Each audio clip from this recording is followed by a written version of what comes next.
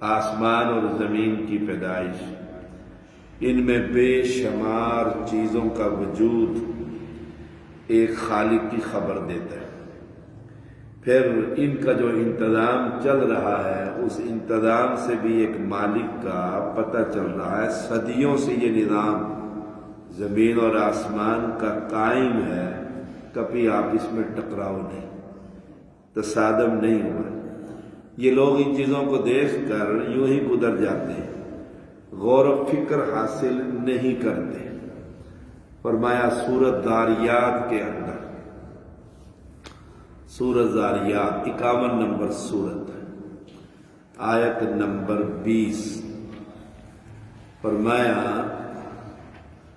وَفِي الْأَرْضِ آیَاتٌ لِّلْمُوقِنِينَ، یقین والوں کے لیے تو زمین میں بہت سی نشانیاں۔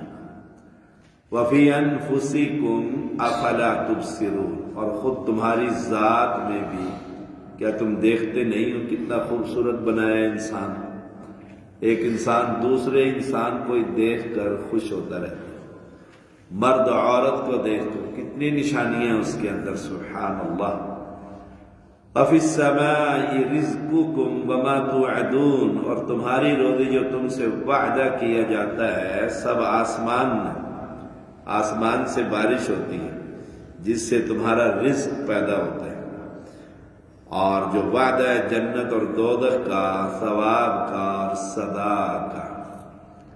آخری آیت فَوَرَبِّ السَّمَاءِ وَالْأَرْضِ إِنَّهُ لَحَقٌّ مثل ما انکم تنطقون، آسمان اور زمین کے رب کی قسم یہ بالکل برحق ہے، ایسا ہی جیسے تم باتیں کرتے ہو۔ تو فرمایا ان کے پاس جب آیتیں اور نشانیں آتی ہیں تو یہ اعراض کرتے ہیں۔ سورۃ بقرہ کے اندر فرمایا، سورۃ البقرہ کی آیت نمبر 164، ان فی خلق السماوات والارض، لمبی آیت ہے۔ بے شک آسمانوں اور زمین کے پیدا کرنے، رات اور دن کے بدلنے میں، اور ان کشتیوں میں جو سمندر میں وہ چیزیں لے کر چلتی ہیں جو لوگوں کو نفع دیتی، اور اس پانی میں جو اللہ نے آسمان سے اتارا، پھر اس کے ساتھ زمین کو اس کی موت کے بعد زندہ کر دیا پانی کی وجہ سے، بنجر ہوئی پڑی تھی، اور اس میں ہر قسم کے جانور پھیلا دیے۔ ہواؤں کے بدلنے اور اس بادل میں جو آسمان اور زمین کے درمیان مسخر کیا ہوا ہے، ان لوگوں کے لیے یقیناً بہت سی نشانیاں ہیں۔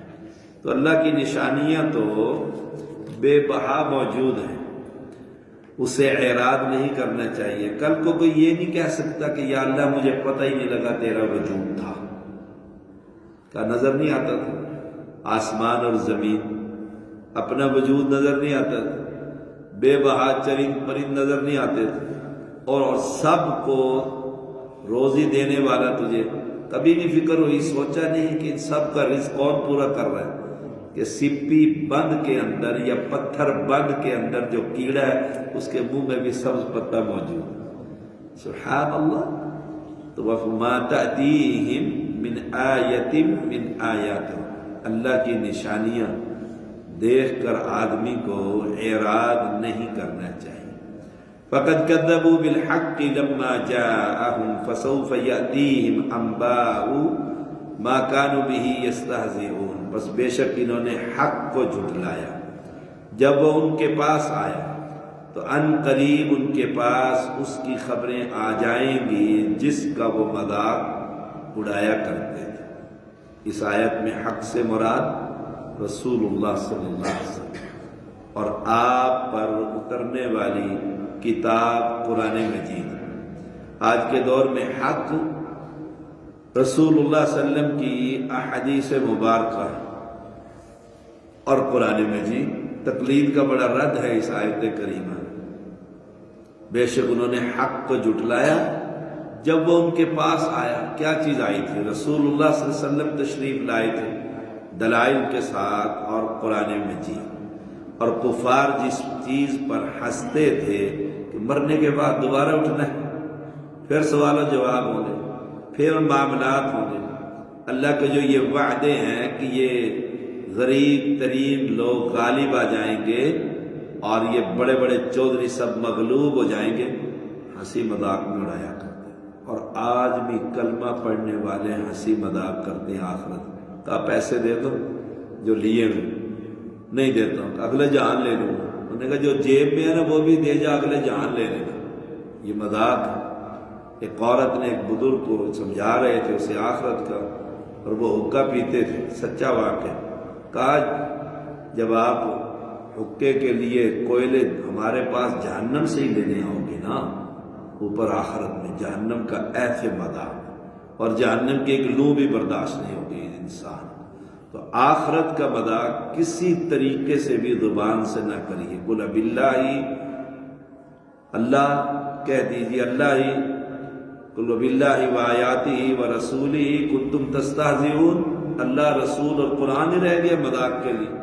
اسلام پر مذاق، داڑھی پر مذاق، برقعے پر مذاق، چادر تخنوں سے اوپر اس پر مذاق، آخرت کی یاد دلانے پر اس پر مذاق، دینداروں کا مذاق، نمازیوں کا مذاق، مسجد کا مذاق۔ یاد رکھیے گا آج تو یہ مذاق کر رہے ہیں بے دین، کل اللہ کے ہاں جب یہ پہنچیں گے سب کچھ ان سے یہ چھن جائے گا۔ فرمایا قریب مسلمانوں کو مدینہ منورہ کی طرف ہجرت کرنے کا حکم دیا جائے گا۔ جس کا یہ مذاق کرتے ہیں نا، اچھا ان کو بادشاہت ملے گی، اللہ ان کو لے کر آئے گا، مکہ سارا انہی کے حوالے کر دیں گے۔ اور کر دیا رسول اللہ صلی اللہ علیہ وسلم کے سامنے۔ اور آخرت جو ہے جو ہی آنکھیں بند ہوں گی، بلکہ بند ہونے سے پہلے ہی فرشتے آ کر تھپڑو تھپڑی شروع ہو جائیں گے۔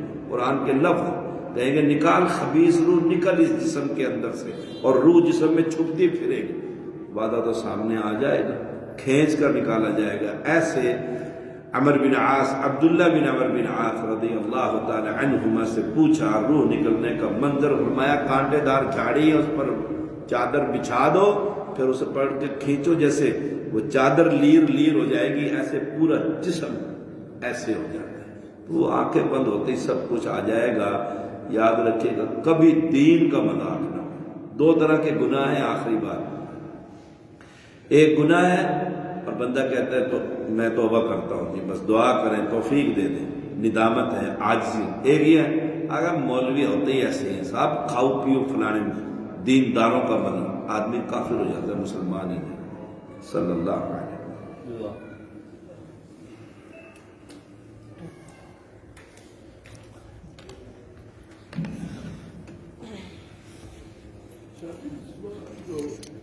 وسلم۔